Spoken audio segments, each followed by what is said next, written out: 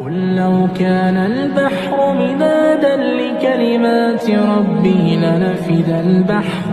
لنفد البحر قبل أن تنفد كلمات ربي ولو جئنا بمثله مددا. قل إنما أنا بشر مثلكم يوحى إلي أنما إلهكم إله واحد فمن كان يرجو لقاء ربه فليعمل عملا